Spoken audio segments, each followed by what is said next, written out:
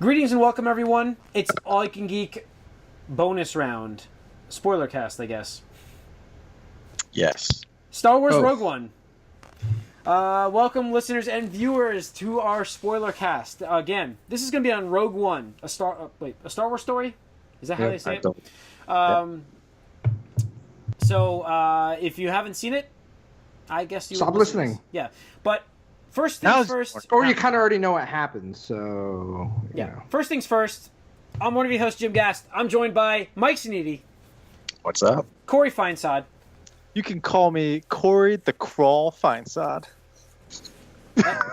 No, because I'm going to bring the crawl to this podcast. Jim. And Tony Korkanakis. No, we're going to move on. Hello. So, during the movie cast, you had some nice, cool thing to intro it, and this time around, you give me the crawl? It's ridiculous. All right. Because there is no crawl, Jim. Yes, I know. So yeah, guys, this is the Spoilercast. Again, listeners, viewers, if you haven't seen the movie, I would probably not watch this yet until after you've seen it. We're going to talk about spoilers freely. People who may or may not be dead, people, whatever. So tune out now. And that's your You're last not wearing your chance. Star Wars stuff, Jim. You promised the listeners. Or actually, that might have not been on the podcast. No, it wasn't on the podcast, so I forgot to change shirts. So we'll just do that. There we go. I wore mine last week, so... Yeah. There we go. All right. So, that'll do. All right. He's got like a Star Wars bib on. Yeah. All right. Okay. So, yeah, guys. Star Wars Rogue One. I'm going to see it again on Thursday. #1 movie in America and the world right now. The world. The world. Get it right, Jim. It's called Rogue One, a Star Wars story. That's what I said. It said Star Wars Rogue One. Oh, did I say Star Wars? Okay. I thought you did. Maybe I would just... That's what I wanted. I said Rogue One, a Star Wars story, but whatever. So, okay, guys, we're going to talk spoilers here. Let's just kick it off. We'll kick it off at the beginning. We get no crawl. No crawl. It bothered me. It fucking bothered me so much. Now, Mike, not going to impact you as much as us. I don't think you're as big of a Star Wars fan as we are, so didn't care about the crawl. I mean, it's not a mainline Star Wars movie, so it's different. But it enhances all of the other. But Star neither Wars of stories. the other media that has crawls in it are mainline stories either. But not all of them do either, because it's all just a crapshoot. It's a grab bag of media and yeah, but it still Star felt Wars weird. 'Cause stuff. this is a movie in the theaters. This is a big ass film that they're I know, promoting. but I had the No. Death Star. It had Darth Vader. it had no Jedi. Fucking It had no Skywalkers. So yeah, technically it did. It did have it did have a Skywalker. Had two Skywalkers. Yep. Spoilers. I mean, We're giving spoilers, so Vader was in it. Leia was in it. So All right. let's kick it off in the beginning, guys. We get Matt Mikkelsen's character and our hero. Well, this guy is everywhere. Yeah, he is. Now? yeah. He's inescapable. I Nothing mean, weird with I his thought eyes the this intro, time, though. like we said in the movie cast, the first half of this movie was a little bit of a jarbled mess. At least we got a spaceship to start it. Like, if the Star Wars movie didn't start with a spaceship in the front, I would have been completely lost. We didn't get a Again, crawl. going back, why didn't they have the fucking crawl? Because, you're doing all the elements a long time ago in a galaxy far, far away. No crawl and then spaceship. It's like... They just didn't want people to think it was a mainline movie. That's all. I think but it is following the mainline stories though. Like this directly is a prequel to A New Hope. Like there. Yeah, it's not. It could be episode 3.9. This is more of a prequel to the movies than the prequels. I mean, this is I would argue that it's better than the prequels for sure. Oh yeah, definitely. It has Tarkin, it has Vader, it has Leia, the Death Star, yeah, Yavin 4, yeah, like, Moth Mama, R2D2, Moth Mama. You have R2, you have C-3PO, you have everything in this movie to make it a great movie, and it was very good. I don't know, where are we starting here in the beginning? So they get the whole thing with the girl, get to see that with her father. I thought that her mom was stupid. Her mom was so fucking stupid. I'm sorry. And here's the thing that I'm just gonna say it up front. The director, whatever his fucking name is, I don't understand what his fucking whatever his what was his character's name? Who, the Oh, the director. Oh, director Krennic, not the Director director. Krennic, yeah. I thought he directed the movie. Yeah, like I don't know what the fuck his clothes is made out of, but like all the fucking stormtroopers and shit should wear his clothes because he's immune apparently to blaster fire, more so than these fucking stormtroopers wearing armor because he got fucking shot by Jin's mom in the very beginning, right? Like in this area. It was fine, and then he gets shot later again in that same area, and he's pretty fine. It's like the second time he had scar tissue from 20 years prior. Yeah, but still, it's better than being dead, and like these fucking stormtroopers are just dying when they're wearing fucking armor. So it just Well, listen, we know for much history that stormtroopers are the worst soldiers imaginable. They're just awful. Listen, I gotta say the Death Troopers though, they were pretty good. I like the Death Troopers, the black stormtroopers. They were great. Mhm. Whoops. But I just had to get that out of the way because I was like, okay. Yep. It kind of like ruined everything and like undermined the whole plan that the dad had too. Like, okay, he's gonna tell his mom. Like the mom, the mom coming out, like you'll never get away with it. It's like, how did you really think this is gonna play out? You did not think about this. Yeah. I think that's what I mean. Like the whole thing was kind of like, it wasn't for somebody who's so brilliant. Didn't really plan that out too well. Well, no, like the Orso, whatever his first name was, like I think his plan was fine. He knew he was gonna get taken. His job was to keep his wife and kids safe. Then, right. And then like, I agree came with out you, of nowhere. Stupid. Like, she's like, dumb. You're not taking him anywhere. Like, I'd rather die. Shoot him anyway. Just do it from afar where they don't see you. Take the first shot. Take the shot. Yep. Come on, woman. Right, because it's not like they were going to kill him because they fucking needed him. You know, or at least at that point they were under the impression they needed him, even though he said otherwise they didn't. But it's like, yeah, you know, take him out from behind or something. Don't come out with a blast and be like, yeah, one against five. Yep. Like, well, yeah. Really? It wasn't the best of plans for his wife.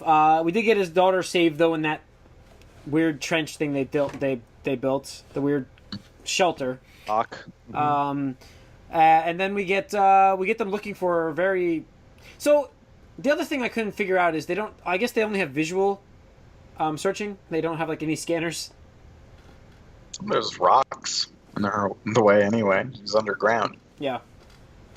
I don't know. I'm happy we get to see Saul Guerrero pretty early. Saul Guerrero's from the Clone Wars. Yeah, you guys know who he is. I see him and I'm like, why am I supposed to care about this guy? Wait, he was in the Clone Wars? Yes. Yeah, he was in like one episode or so, two episodes. He was in a 3-episode arc where Ahsoka and Anakin trained them to be resistance fighters. Oh, okay. I remember that now. Yeah. Yep. So, yeah, I mean, he's a pretty major character from Clone Wars. He's jumping over to Rebels because he's that popular. I think him as a character in this movie was a little overhyped for me. Because he really just was kind of there talking awkwardly, and that was most of what he did for like 5 minutes. I mean, who hyped him up, though? I mean, like, before going into this movie, trailers? It's like Forrest Whitaker as this big character, you know. Well, and he's from like the Clone voice Wars, of all the trailers, too. Like, all the trailers. He was even within the fiction of the movie, they hyped him up a lot. They're like, oh, this guy, you gotta go see him, or oh, he's leader of the resistance, and he's just like there doing some weird, like, mind like wipe of a guy that wears off with some animal. I don't know what was going on, honestly, with him or his character, but I guess what we're supposed to take from it is that he has a past because he, like, I guess, kind of raised her since her father got taken. Yep. Yeah, I think that was really what his character was about, to teach her how to be a resistance fighter. Next we get introduced to Andor, right? That's his name, Andor? Captain Andor? I don't know anyone else's names because they weren't that interesting to me. Really? So, the character, I thought was... I kind of agree with Mike, though. Yeah. I mean... like, the most interesting character is K2. I mean, that guy, the android, was the best character. Well, that's what I'm getting to. We get to meet Andor and then, like, his robot companion, who... people said was annoying, but I thought he was fantastic in this. His humor.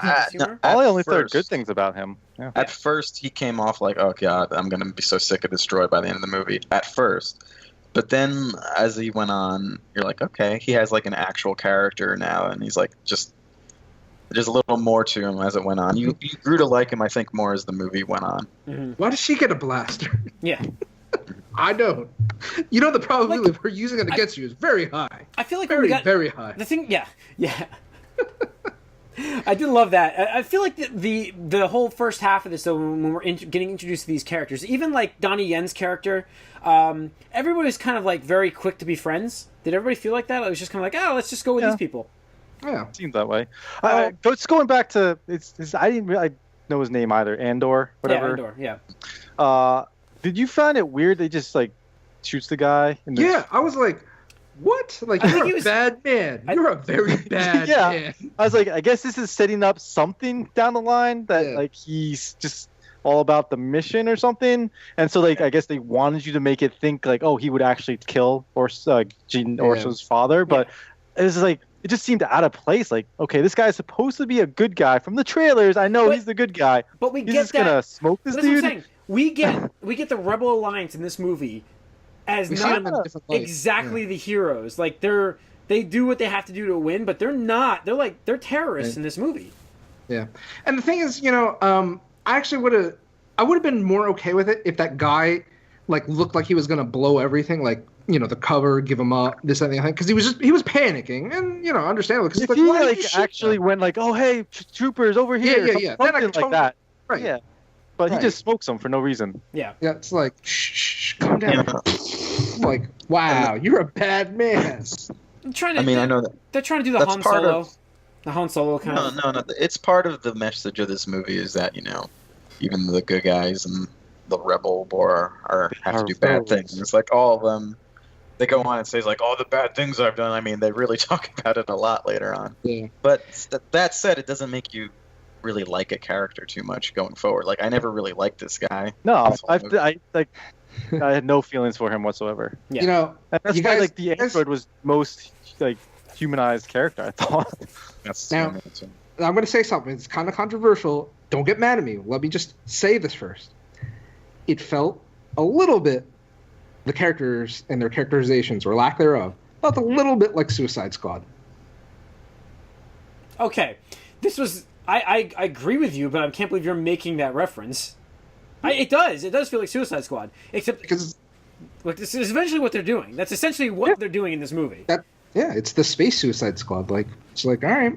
I mean, I don't think anybody can argue that. I mean, knowing the outcome of this movie, I think that's really what they were about. I mean, I like Suicide Squad. So. I know. I know we're skipping to the end a little bit here, but I do want to say I am a little disappointed that not a single character from this movie. I knew this did not bode well for any of them, Mike. I know that too, but it kind of makes everything in the movie sort of like self-contained in a way where it's like, well, that's that. No more about any of this.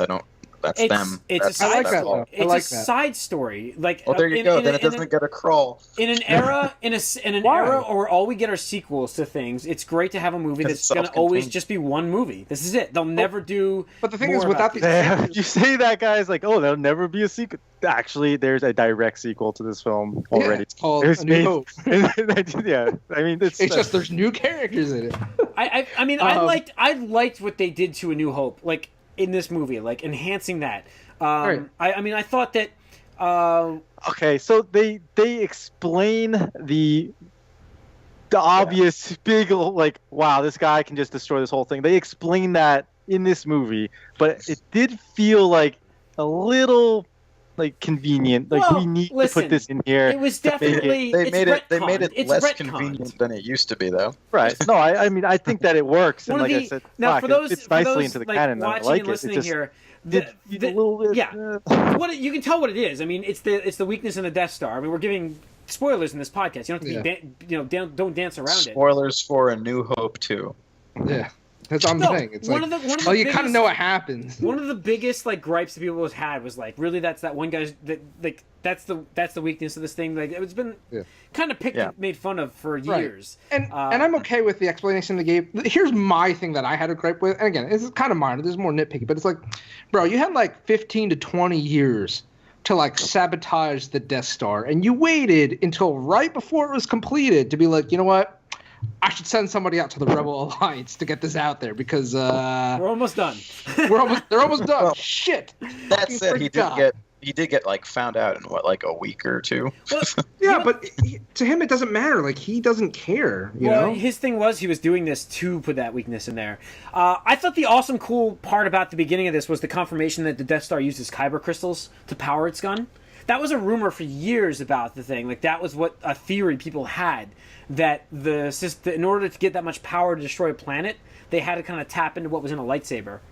So I thought that was really cool they did that. I just felt like, Mike, you probably had no idea what a kyber crystal was. No, I mean, I think that was what I assumed it was. Okay. Now, this is more of a major gripe that I had with it. So the whole scene where, Jin as a child gets that necklace from her mom, she's like, always believe in the Force, and then goes off to fucking die like a stupid dum-dum. And then like later on, she keeps looking at this necklace, she pulls it out like, a MacGuffin would in any other movie, but it never leads anywhere. And I'm not saying like I wanted it to be a MacGuffin, but like it kind of felt like it didn't really do anything.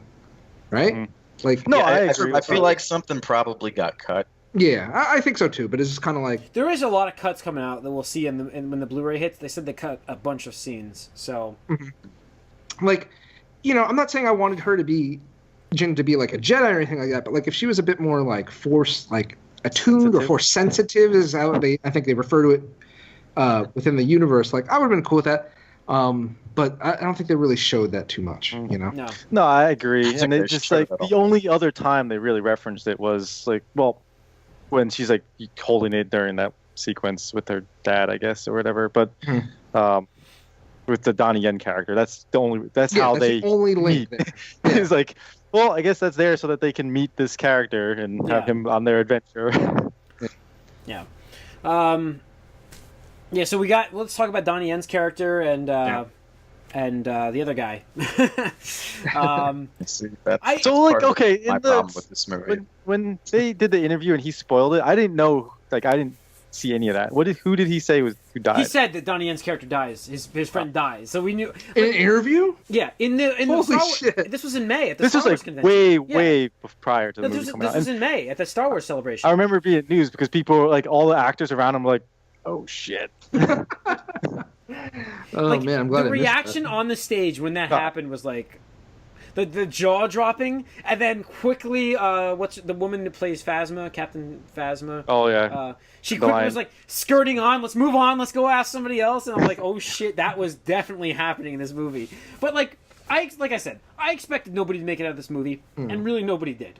So I don't know. I like the KSO robot. He was probably the only one I thought that could have made it out of this movie. I thought we were talking about Donnie Yen's character. I'm just saying didn't make it out of the movie. But going back to those two guys, I felt like we could have had a little bit more of who they were. We're on the planet Jeddah, which is a religious holy thing for the Jedi. Basically, they had the most concentration of kyber crystals, which is why the Empire was there. We found out. And we got a little bit of the Jedi Temple, that's where Donnie Yen's character used to be. I can't say his name properly, so I'm just going to say Donnie Yen. That's where his character was actually a monk was watching the kyber crystals. So we got that. I just don't know where his friend came from. Like, how did he meet that guy? He's just They were there. guardians. It's part of the resistance. I They think. said they were both guardians. Was he a guardian? I didn't think Was that he the part other of the guy resistance or not? No. No. Not I- officially. in the movie, they just said like they're whatever, and or whatever the captain guy's name, doesn't matter. Yeah. He said they were guardians. Right, but they got kicked out of the temple, so they have nothing to do. They just cause trouble. Yeah. So Basically, I assume they were both guardians. You know, of deep the- down, I was kind of hoping that the other character. Guardians of the Galaxy? I was hoping that the other character was going to throw on a Mandalorian helmet at some point. I thought that would have been cool if he just turned out to be Mandalorian. Even if it just had the armor or something, that would have been Yeah, cool. that would have been cool. That would have been cool. I thought they could have used that as well. Yeah, but I like the two characters. I think they worked well because they were together. Like I think it was one without the other. I think it would have been a little awkward. Like Donnie Yen, like don't get me wrong, I thought he did a great job with what he is given and everything like that, and I liked his character. But it just like it kind of came off as like if without the other character to ground him a bit, I think it would have came off a bit too like stereotypical and like very slightly like racist because it's like, oh, blind Asian guy who knows kung fu, this, that, and the other, speaks in, I think he had the weird best isms. line in the film, context-wise. when they What, put the I'm bag blind? over. Really? I'm blind. Like, you put the bag over his head. That- It's like, really? Yeah, that was probably one of the best lines. Yeah, that was like it was funny because I didn't even realize it at first either. And he's like, "Really?" And he's like, "I'm blind." No, like I felt like the Resistance, the different factions of the Resistance movement. We got to see the separated Rebel Alliance, but it was only it's so close to A New Hope. Like, was the Rebel Alliance ever that unified then? No, it wasn't. It's always been small factions, I guess. We didn't know that part of the universe. It's a bunch of different rebels. It wasn't like Luke. It's not like what we saw. That's also why there was hardly any ships in the Rebel Alliance, because everybody got fucking destroyed. Like, and that's the thing, is I think really sorry to interrupt, really gives good context to A New Hope, because I mean, you know, I saw A New Hope when I was young, but like as I grew old, I think when they came out with the remasters in the theaters, I was like, man, they really didn't send that many the ships to stop the Death Star. Like, what's up with this? It's like, oh well, a lot of them just died. Like, they didn't survive until this fight. So it's like, work with what you got, not what you want. Yep. Yeah, I felt like I thought that was a cool explanation for why they had hardly any ships left. Everybody kind of went all out for this, but I thought that, and I don't know if there's much to talk about in the middle. Do you guys have much to talk about?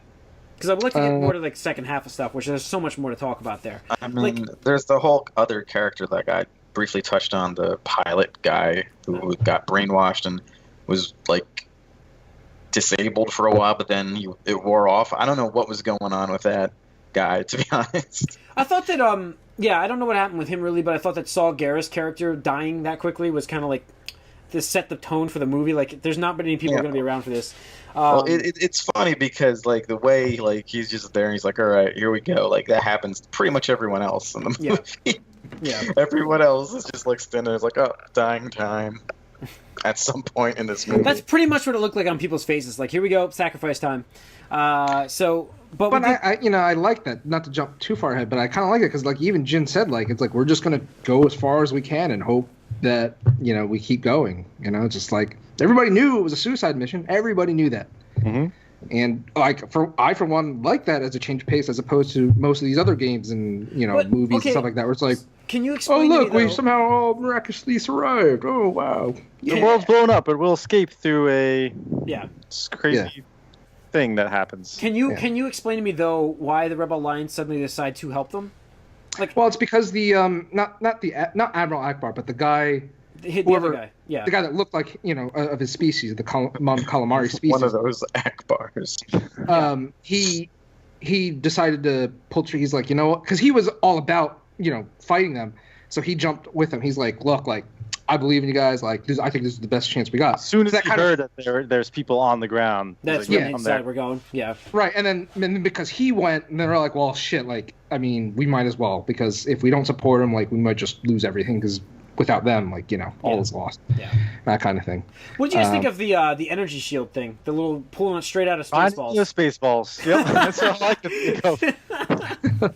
It's funny because that's a big thing in the Battlefront DLC for the game. You actually do that battle. Oh, that's cool. You try to get the V-wings through the shield, and then as the rebels and then as the Empire try to blow them up before they can get through while they're trying to close the shield. So cool. So I played that a little before watching this movie, so I'm like, all right, there it is. That's cool. Yeah.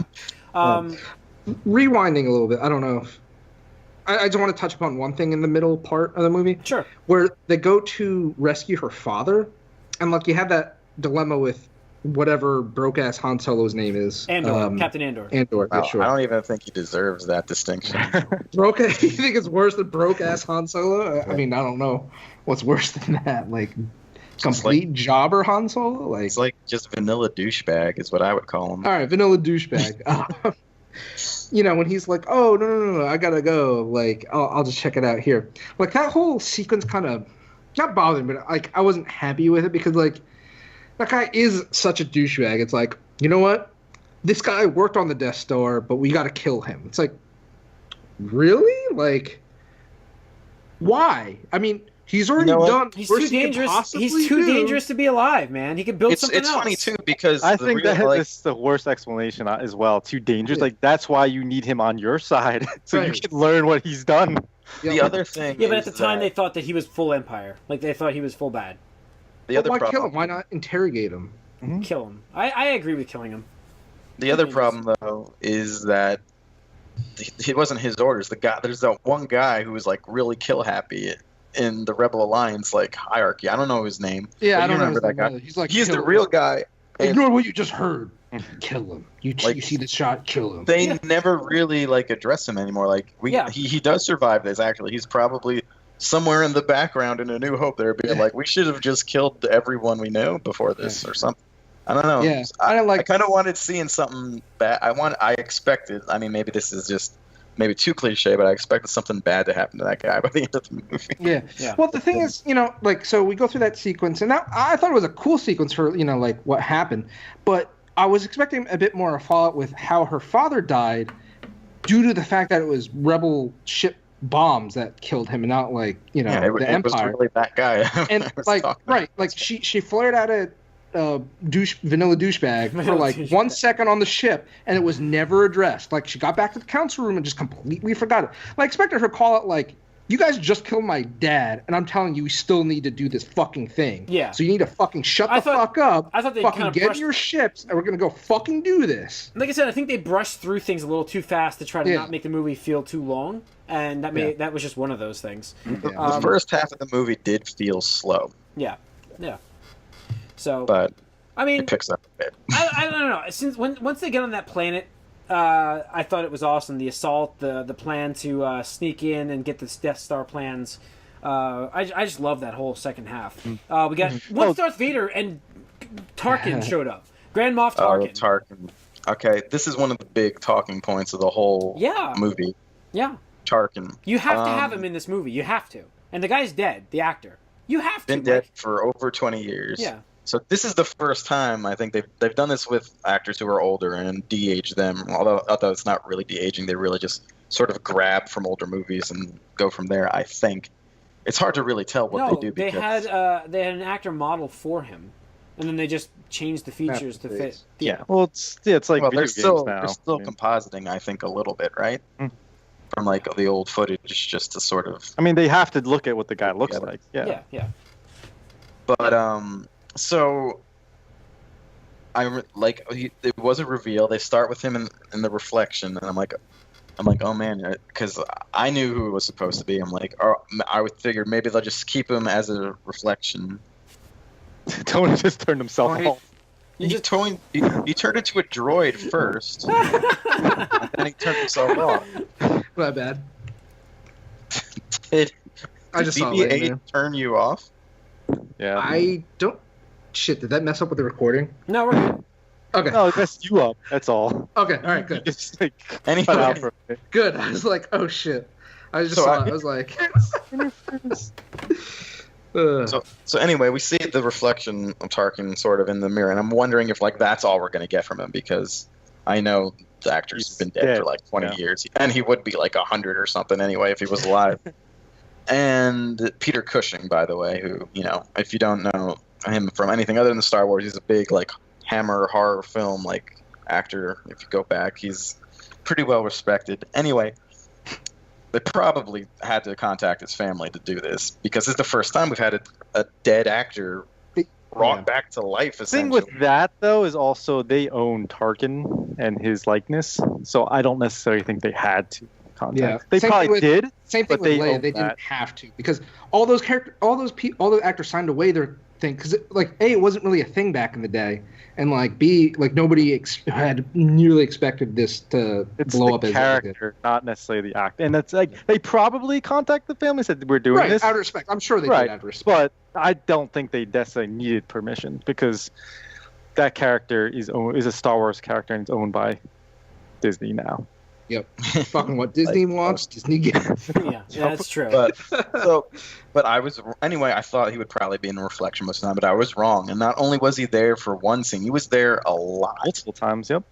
Now, the people that didn't know he was dead and didn't know that he wasn't like actually that age or whatever, a lot of the people I talked to didn't realize that was CGI. Yeah, I find it hard to believe. It's here and there. Ashley didn't really remember Tarkin from the first movie, but she was. I'm just saying, like people, like I talked to people who did not realize that was a CGI character. Yeah, and she said It there was kinda some weird, She noticed something off about him, but she didn't know for sure what was going on. So Uncanny Valley. yeah, it was. He was close. It was really close to They did being. a fantastic job good rendering him. They did. I think they did a great job. The guy who came in actually to sub voice-wise, they did a voice actor brought in. He did a great impersonation of him. I thought the voice was a little more off than the look, to be honest. I thought it was on. I thought they did a great job with that. And like I said, you have the Death Star in this movie. He's got to be in the movie. He has to be. I do like how he's like pretty much usurped like. He's like, yeah, screw you. I'm assuming command at the battle station. Yeah, he's like, He did this forget shit all you, over director. Yeah, I'll that's all it was. let Lord Vader and the Emperor know exactly how my battle station performed. It was definitely what I was- expected from Tarkin, though. That's the kind of thing you expect. It's definitely like corporate office, like politics on the Death Star. Yeah. And he's just like, yeah, I'm just taking all your credit, and you're not going to be useful anymore at the end of this. And that's what he did. Yeah. The thing that really excited me actually about Tarkin being there and the way he looked was actually you could get Thrawn in episode 8 or 9 Yeah. and have it look pretty cool. Yeah, you could. Why would you have him in episode 8 though? Wouldn't he be I don't in the know. side story? Is he alive still? Yeah, I would assume he'd be long gone. I'm just saying, like in the legacy stuff, he's the last bit of the Empire. Oh, okay. But so some people I read thought it was bad, and then like took them out of the movie. I don't know about that. I know it I isn't. think again, only if you know that character is dead or that guy is dead, and he's not. That's not really him. So I think, thought that they weren't going to have him in that much. Like when they showed his Yeah, reflection he in the was there window, a I was like, lot. "Oh, okay." Like, and then he turned around. I'm like, "Oh, here we go. This is it. It's happening." Yeah, I thought they did a really good job. Yeah. I was glad they had the courage to do that and keep him on screen as long as there they it did. is. There's Courage. the courage. It was because this is the CGI for a face for a real person, and like it's not perfect. You can tell if you like really are looking for it. If you're not paying attention, then maybe you can get away with it. But it was good enough, and I think it's just cool to see like that character come back and interact with modern actors being new characters. It's crazy to think that it can happen at all. And again, like I said, it's not perfect, but it's pretty close. I still think Ant-Man was better with Michael Douglas. I don't know. That was amazing. That was like still what the is best. going on? And even with like young Robert Downey Jr., that was pretty good too. That was pretty good too. Michael Douglas was. I think. Yeah, but that was. Best. I don't know how they did that. Well, this like, that one, I couldn't tell anything. Honestly, I could tell a little bit with this one. Yeah. Yeah. And the thing is, they got to start somewhere. Like the thing is, that they don't do this, like they're never gonna get better at it. So, like. Speaking of which, if you want to skip to the end of the movie, just to mention that, what did you guys? I was gonna do this to myself here, but last week I think I nailed the ending exactly. Didn't we both nail the ending exactly? I'm just saying. Wait. You can listen to it, but I'm just saying. I was patting myself, but yes, you can pat yourself too, Tony. What did you say? What did you say about the ending? I said I nailed the ending. I said the movie's going to end with Leia getting the Death Star plans. Yeah. And the just- de-aging thing and the whole de-aging thing came up. I was like, absolutely, they're going to de-age her, and it's gonna And I don't think they de-aged we also her. I got to think they just see created her. exactly what I wanted, and we got to see Darth Vader be a complete. Oh, hold on. That's gotta be the last conversation. That's gotta be the last. Okay. That was awesome. That was awesome. Anything else we talk about is gonna pale in comparison. I know. Most people I'm sitting here antsy to talk about that, just so you know. Like that right there by itself was like it brought this movie up 2 points without a doubt. Like it just like. Anyways, so we had the suicide run there at the ending with this big. We had a big space battle. We had a land battle that I thought was better than Endor. We didn't have the Ewoks running around. Well, It's I also mean, in the Battlefront. special effects were a lot better. Yeah. Obviously. We But, also got. What yeah, do you guys think about them? What do you guys think about them splicing in the old footage? I thought that was cool. I didn't know about that until I read an I article. didn't even Oh no, know. I caught that immediately. The guy's like I didn't targeting know. computer. I'm like, he's talking about guys targeting computer. That's for Death Star. You know, bringing on the targeting thing. Although let that add more. And let them at least show that they use it in another spot, but it was straight out of Star Wars: A New Hope. A lot of those lines. Then they actually went and found Gareth Edwards went out and found unused footage of those pilots from A New Hope, and he put it right in that movie, which was Yeah. cool. No, so I thought that like that sequence, I liked it, but that for me, I thought was a little bit, brought me out of it a little bit, because I was like, okay, that I know is just straight out of A New Hope. Like, See, I didn't really even notice that, so it fit for me enough. I'm like, all right, I'm like, could these be characters from A New Hope? I don't remember. Like, that's how I saw it, so I Are you didn't talking about the scene specifically, Jim? the sequences with like the red When they're- red leader, yeah, when gold they're leader, green in- leader. Mhm. Those are Yeah. all from A New Hope. All of that stuff. So I mean, it was clear when it wasn't. It just like, I don't know. I actually didn't care for that too much. I know. I but, remember like you were like we looked at like each other Yeah. at that one pilot. We're like, wait, what? Yeah. So I don't know what else about the ending, guys. Before we real get quick, to the I just awesome part. wanted to say I really liked / kind of chuckled, not like really enjoyed, but like I liked when they were trying to take off from Yavin 4 to go on the suicide run, and they're like, "What's your call sign?" It's like, Rogue One. It's like, oh, they did the title, they did the name of the movie. They did it in the trailer too, so I'm like, Oh, did that? I didn't Yeah, hear that they one. did it in the I saw the trailer. But It's like it's in Space- everything. It's like a new trend, man. It's saying the Yeah, it's like, title. well, we some kind of Suicide Squad or something. It's like name of the movie. but I did like the space battles, although space to atmosphere battle, I guess. Yeah, But one thing it's not that I didn't like it, but maybe this is from more of my video game background. I'm like, oh, they just took out an AT-AT just by shooting it in the like knee a bunch. Come on, they Well- can't do that. No, I mean, I felt like what we were used to seeing with the AT-ATs was the snow speeders, which clearly did not have the firepower that the X-Wings have. So I thought that was kind of cool to actually see the difference in firepower of those two ships. That's true. They don't even in Battlefront. But that's, I do like. I really like the ending. I think that it was what I was hoping the ending Yeah, was gonna be. I I said, wanted a World War II style, like on a beach, like all like these rebels against the stormtroopers. I wanted to see that I- with all that. yeah. I did like, because I did expect almost all of these characters to die. But what I did like about that was like they all did something, while very small in their part, wound up being significant. Like, that crazy pilot defector dude, like, communicating to, like, he was frantic. He's like, is anybody out, like, listen to this, because we need to transmit some shit to you guys. Like, that's all he did, and he died, but he still contributed to, the success of the mission. Same thing with Donnie Yen's character. Yeah. Like, all he did was, press that switch that opened up and allowed them to get in. and while you're watching this, you're like, oh, there's all these little complicated parts that have to work. And it's like, oh, that's why. It's kind of like so they all can do something before they die. Yeah. So I mean, like, it's pretty interesting, but it's a little bit transparent too. well, you got to feel like, what did his friend do? Donnie Yen's friend. He didn't really do anything. He took out some Death Troopers. Covered But- them. Ultimately, Well- he didn't do anything because their work Yeah. was already done. He didn't really do anything. I guess I don't even. No one even knows that guy's name. Yeah.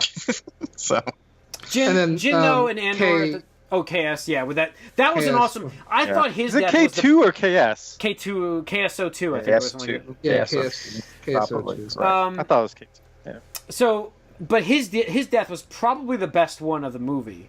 Oh, yeah. Just like locking them in, taking shots, hitting the buttons, making sure they got the plans. Just being so nonchalant Yeah. about like shooting people too. It's like boop, boop, boop. It's like yeah, I thought finally that gets was to great. use his blaster. Being equally nonchalant about getting shot. Droids don't feel pain, so. Yeah. Unless Used to. you're Droids Yeah, are so weird in the Star Wars universe because they're clearly just mechanical and created and have programming, but then sometimes they have like emotions and sometimes they don't. It's pretty strange. And sometimes they're treated like they have emotions and personalities, and sometimes they're not. Well, So- you're right, because I think they even address that in maybe Clone Wars or Rebels, where like they say that most of them shouldn't have like individual like personalities and stuff like that. It should all be programmed, kind of like droids. But they do say that ones like Chopper from Rebels or R2D2 and C3PO, like they're different for whatever reason, stuff like Well, that. let's talk about the references from Rebels. That I Let's talk missed. about the Easter eggs. Yeah. Yeah. So the Easter eggs, guys. Apparently, we could hear. Did General what's her name from Rebels? Hera's, but Hera? it could have been either her father or her being referenced. We weren't sure because it got General in the last name, whatever Hera's last name is. And so we got a whole bunch of Rebel stuff that I actually missed a lot of that. I missed Chopper in there. Like, I'm going back to watch this on Thursday. I can't wait to watch it. Mm-hmm. Yeah. I'm psyched for those. Yeah, you had the actual ghost ship show up to that final space battle, participating in that. You saw Chopper in one scene, I think when they're in Yavin 4. And then, actually, the voice actor who does Hera's voice was a generic Rebel pilot's voice during some point. But I thought it was cool because it's just like, little nods to that and like make it feel like, oh, this is a little bit of that hashtag it's all connected, payoff in the Star Wars universe that we've been, wanting and stuff like that. Yeah. I thought that was awesome. So I'm pretty glad they threw that stuff in. Yeah, another small reference I caught was at the very beginning with the flashback to, like the first thing with baby or Kid Jin. When they went into their house, you saw they had a glass of the blue milk. Oh yeah, I do remember that. Yeah, but here's reference for rest of Disney / Marvel. I didn't never watch Rebels, so all these references are lost on me. Did it hurt the movie for me? No. There it is. Done. So what the fuck? All right. Anything else to talk about before we get to the coolest part of this movie? I think that Cassian is the captain's name, Andor. by the way. Cassian Andor. Yeah. I understand that, but I never heard Andor once. I'm just saying Cassian, so I remember. I don't know who the fuck Andor is, but did we is that douchebag of? Well, let's just finish up the deaths then, because that's what I'm getting to. Oh, okay, I want to get with Cassian and Jin because that was the most stupid and dramatic thing that could have happened. I was like, all these other people had better death sequences, and like you're gonna put them on a beach. That pulled me out. Like they went into a bunker too. Like they went inside like that bunker area, and I'm like, okay, maybe they could survive this, and they went out to the beach. I'm like, I was like, because there's a show that I watched that ends the exact same way, but then it does it so much better, and I'm like, wow, this is so weird because it has the same ending, and like you could have done it a lot better than that, man. Come on. Yeah. Were you guys annoyed by like the borderline romantic sort of thing going on between them at the end? I felt like that. I didn't like it. I felt it was especially since you get off on the wrong foot with the guy in the beginning. Like I mentioned, he shoots the guy for no fucking reason, and the whole time like this guy's a douche. He's a bad man. And then like what? There's no point for her to like him, and like. I don't know. I mean, like, they go through the war together, I guess, and he's like, well, we're going to die here. But still, like, it's just like, I just didn't understand his turn. There's no motivation for him to turn or for her to turn towards each other the way that they did.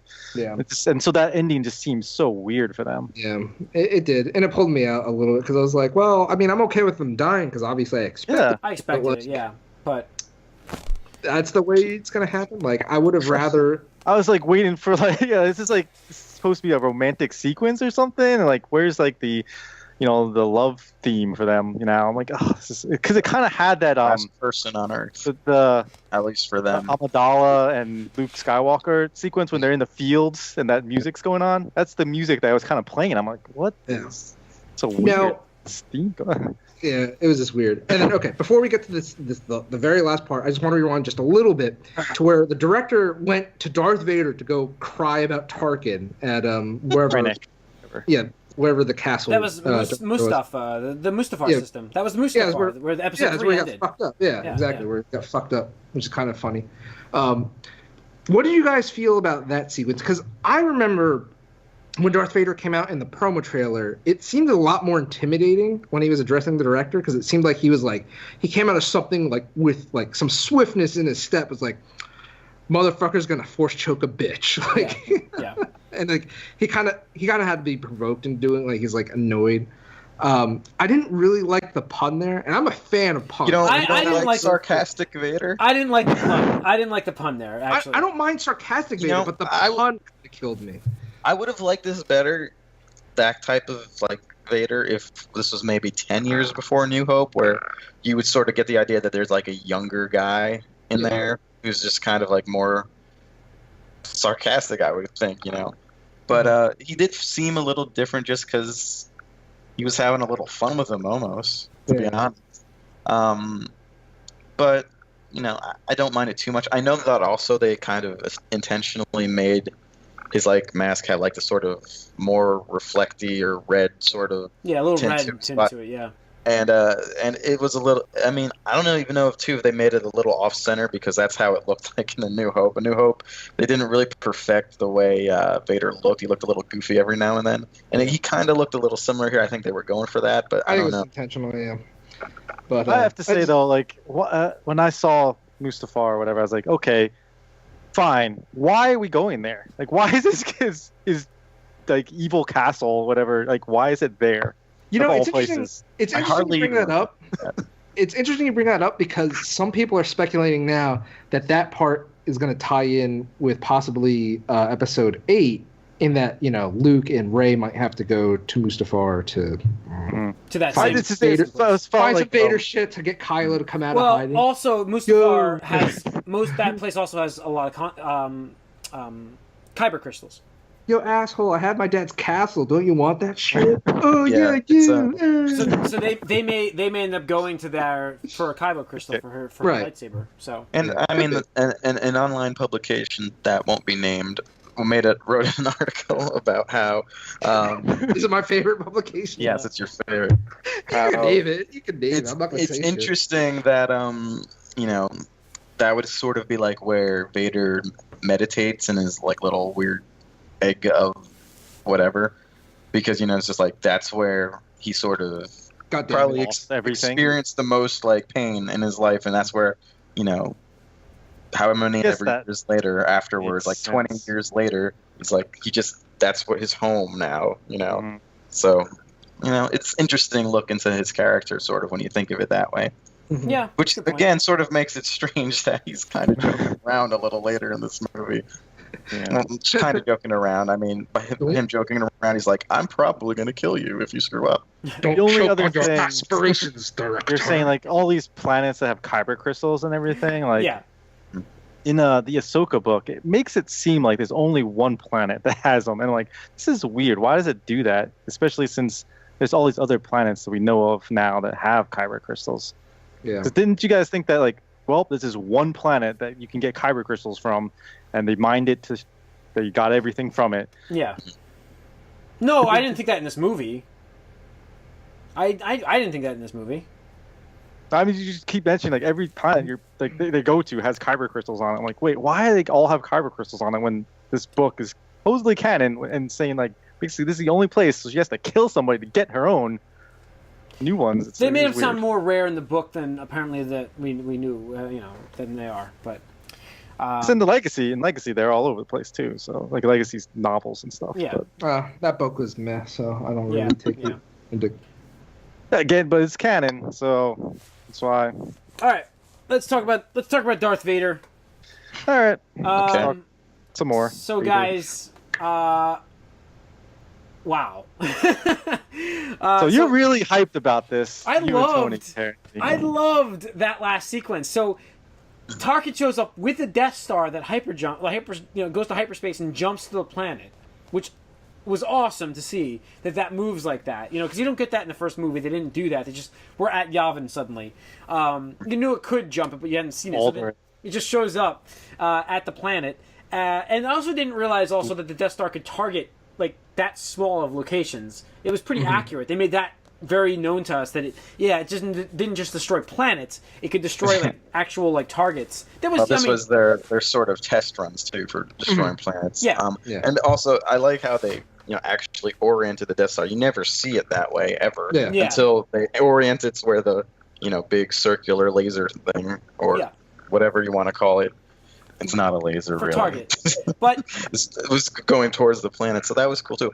Also, we sort of skipped over one of my favorite scenes: the Star Destroyer getting crashing. Oh, into that the part was pretty generator. awesome. It's like, call up a hammerhead ship. I have an idea. It's like, all right, like, just like knife butter. Like, yeah, that part That was was pretty pretty awesome. to open up. And it was also interesting to see someone actually crash out of a hyperspace jump. The other one crashed into a Star Destroyer that jumped through the hyperspace. So you saw some new sort of takes on the classic ships and how they can, maneuver in space, pretty much. Yeah. Yeah.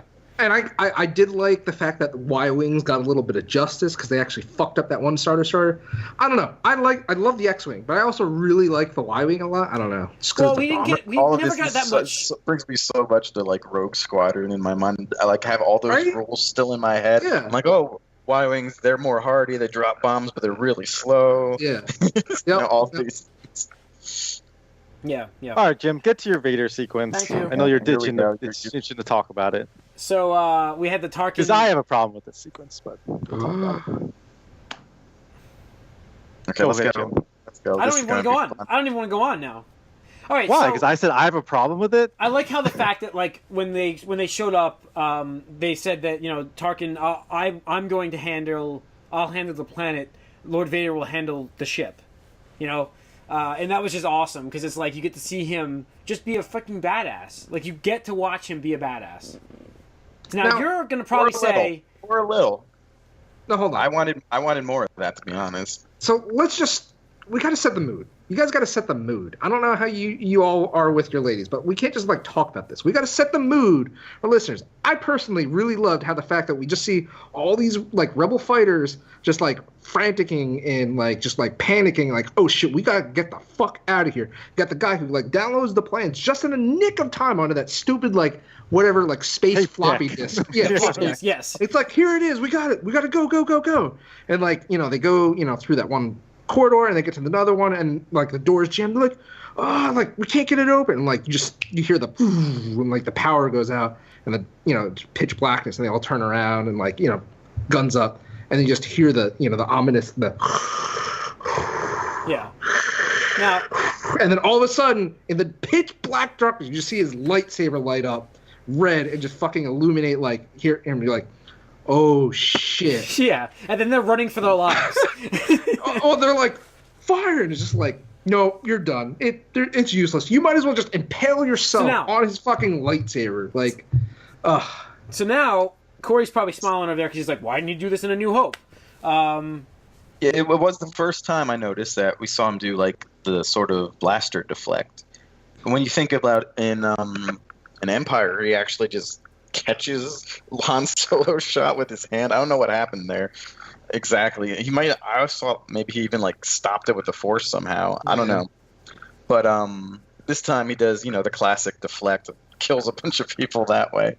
But you know what I wanted to see in this sequence, which he didn't do, because he did kind of do this in not the prequels, the original movies. I wanted to see a saber throw from him. He didn't do that. Dude, he's straight up like throwing people around. I thought it was awesome. Throwing, choking. I mean, he was just decimating. Like you saw how strong he was. Shout out to the guy where he like lifted him up into the ceiling and then walked through him and just like as he was walking by, just like cut him in half. Like, damn, dude, like you got fucked up. Like some of these other dudes, they just got to die by their own blaster fires. That's reasonable. That's a reasonable death. It's like, okay, you know what? That's but fine. yeah.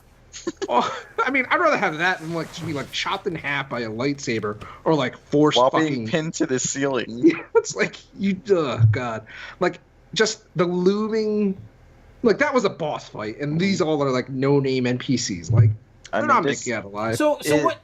Wait. So Corey, what did you not like about this? I gotta know. I can't listen. I can't wait any longer. I really liked seeing Vader in action. I did. I wanted more of that too, which like you're saying, like I wanted more. A little bit more of it, really.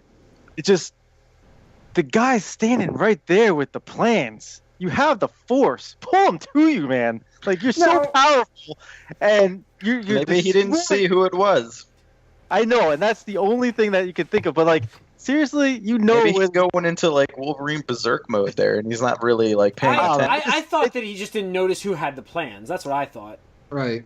Like he's handling 20, 25 guys. He's handling this. Exactly. I know. Also, there is a lot of things more from it, and like the guys right there. We know the guys. Like Vader doesn't necessarily know that, but again, he is the most powerful and theoretically only Jedi or Sith Lord out there. And Thor, I'm not.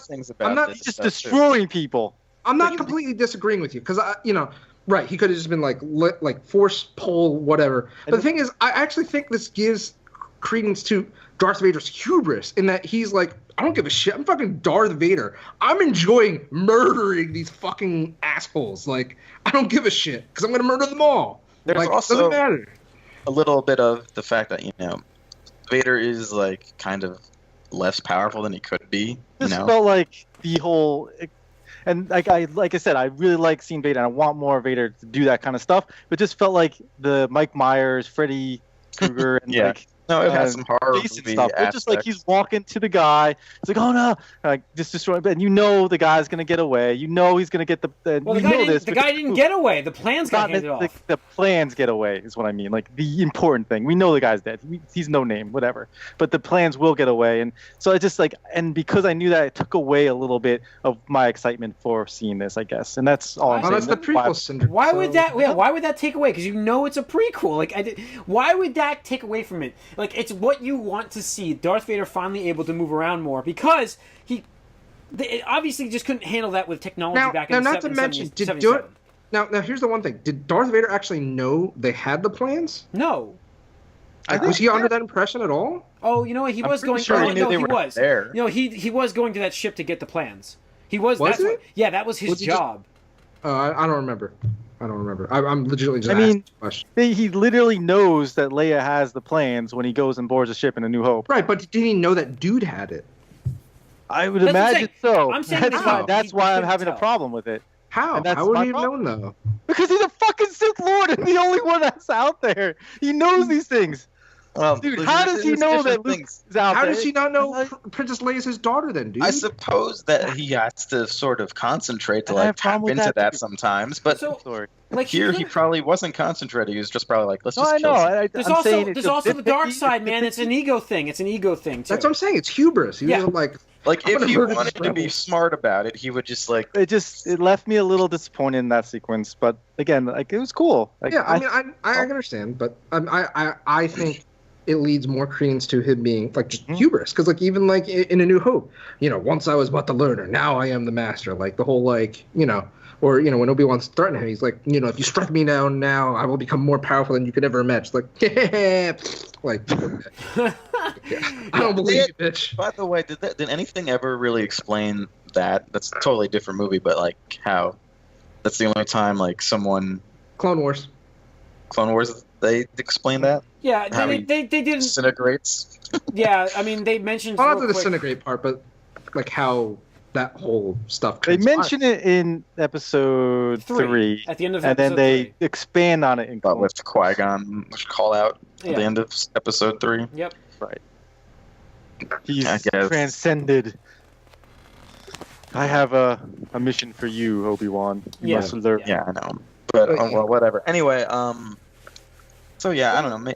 One thing I did like about the scene though, because we talk about how their technology back then, he wasn't really doing anything that Vader from the the original trilogy couldn't do. It seemed like he was just sort of, he wasn't going fast, he wasn't running, right? He didn't have to. He wasn't Yoda-ing around in that's what I like. So too. That's what I personally like, because like, if you compared like the original trilogy to the prequels, what I really hated was how everybody in the prequels was like these weird anime ninja, like flippy, twirly, like just like kind of like.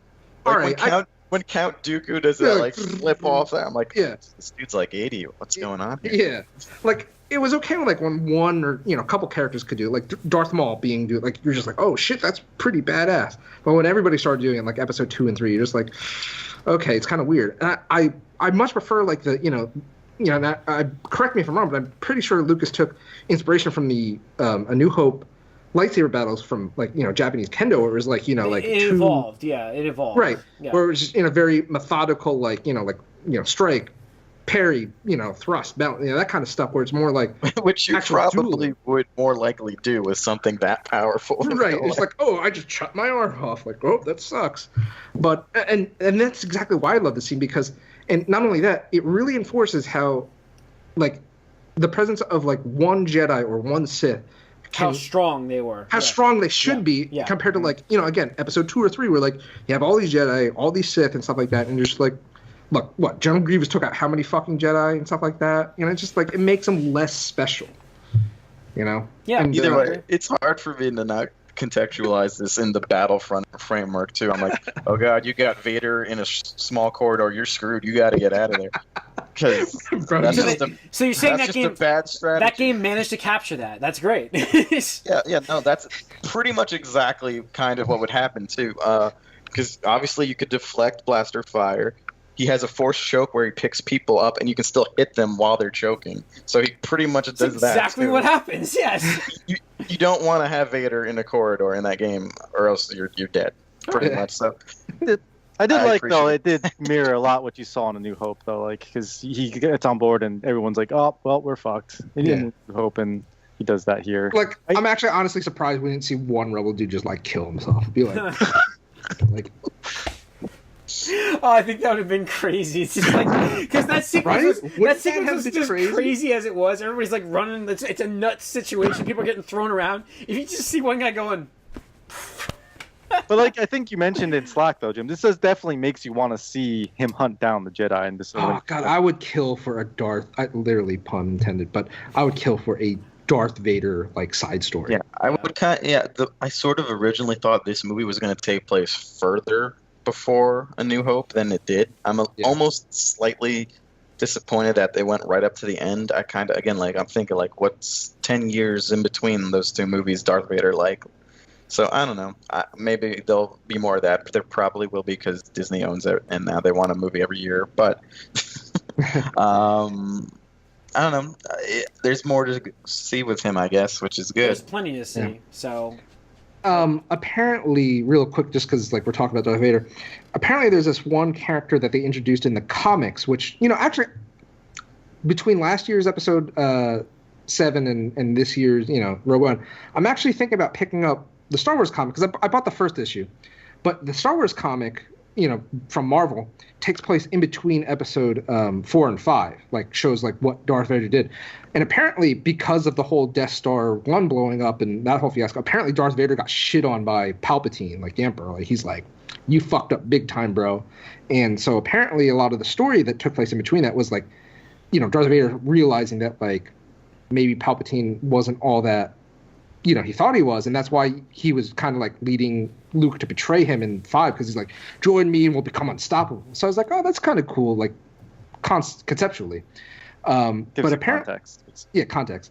Apparently they introduce a lot, obviously new characters so they can sell toys and merchandise and stuff like that. But there's this one new character that they introduced that's really popular. That was so popular in his Darth Vader series, they actually gave her an entire independent like mini-series within the comic universe.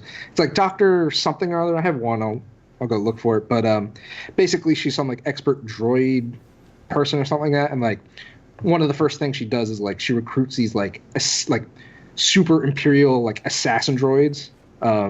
They're just like crazy and stuff like that. And Darth Vader's like, yeah, I want you to work for me. It's like, oh, well, we're gonna have fun adventures today. Like. Who we going to? Were you guys a little disappointed we didn't get to see the red like honor guard guys do anything? What are they called? Yeah, I thought they should have done something. Mm. Who are they with again? They're Vader's guards. Right. I always thought they looked badass. Yeah, but they never did anything in any of the movies. So I think they you can spawn as them when someone's Emperor Palpatine in Battlefront again. To bring it back to Battle. Well, actually, watching this movie, I'm like, all right, I got to play Battlefront when I get home. And I did. I mean, it's all connected that way, too. Hashtag. It's funny. I actually almost did buy it, too, just because I was like, I'm really in a Star Wars mood. Yeah.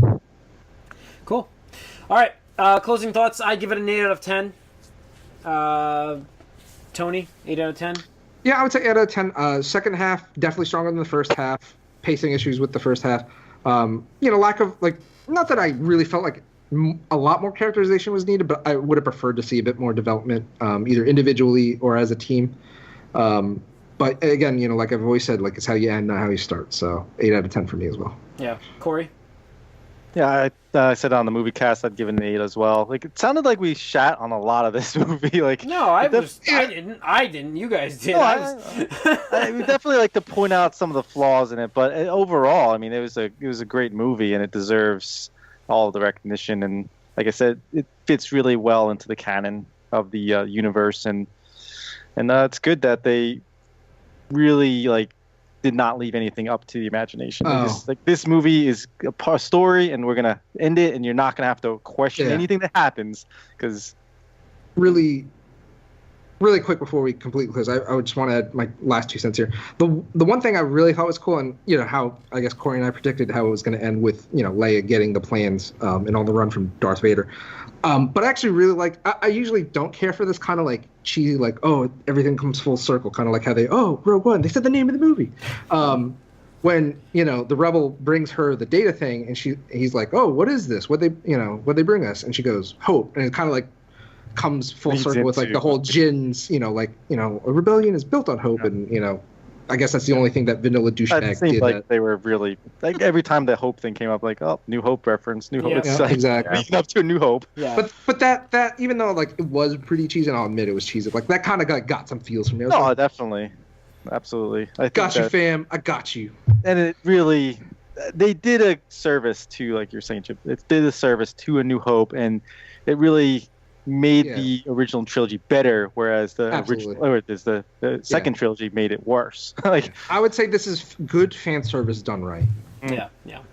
Mike, that definitely enhances this. I'm right at 8 too. I mean, I didn't really like a lot of the characters. Like even Jin herself was sort of boring to me, but this new sort of aspect, the aspect of bringing back a dead actor, bringing back these characters, mixing them with new stories, fixing the biggest plot hole, even though it's not really a plot hole, it's just a convenience in A New Hope, and just giving us like some good Star Wars action, space battle focused stuff too.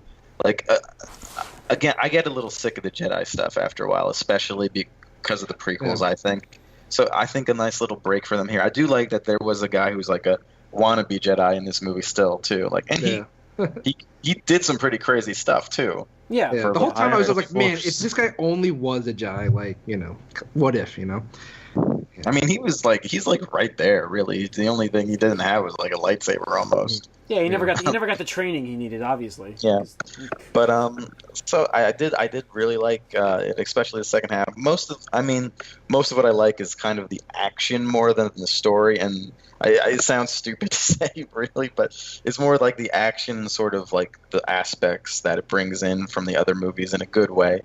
The actual story and characters, I'm a little more iffy on in this very movie, but it's still overall. Yeah, I agree. The characters are very forgettable, except for the android. I think all of them were kind of lackluster. Like we forgot all their names.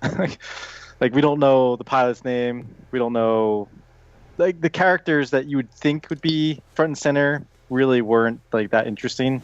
And you knew as Star Wars fans, you knew their eventual end. Yeah. And so it kind of just lessened the appeal for them, I think. The one thing I have to say that was like sort of fan service, which I didn't particularly like because it was unnecessary, was the fact that R2-D2 and C-3PO were there for literally like a second to say something. Like, hi everybody. That's it. Like, I'm just like, oh god, all right. Yeah. It was cool though to see like Yavin 4 like as. No, I did like seeing Yavin 4 a bit more. And I guess one final thought is like the one other like plot hole they kind of didn't touch upon that happened in New Hope was we're all the Bothans that died to get us the plans. That's in that's the second one. That's the second Death Star. Oh, is it the second Death Star? Yeah, the second Death Star, they all die. All right, I redact that statement then. So after episode 8, we're gonna get that prequel. Yeah, we'll get Rogue 2, but based on that. The Bothans. The Bothans, yeah. It's funny, and I'll talk offline about it, but yeah. All right, I think that's going to wrap up the spoiler cast for Rogue One. I hope you all enjoyed it. Listeners, viewers, if you have any comments about the movie or in the future anything you have, write us podcast@allicangeek.net. Follow us on Twitter, allicangeek. Subscribe to our YouTube channel. You get our updates when we post new episodes that way. Follow us on Twitter, allicangeek, and rate us on iTunes. So yeah, tune in. May the Force be with you. Yes. And Merry Christmas. Merry Christmas too. Yeah. Happy Hanukkah. Happy holidays. There we go. There's everything. Politically correct. Yes. Cover it all. All right. That's it.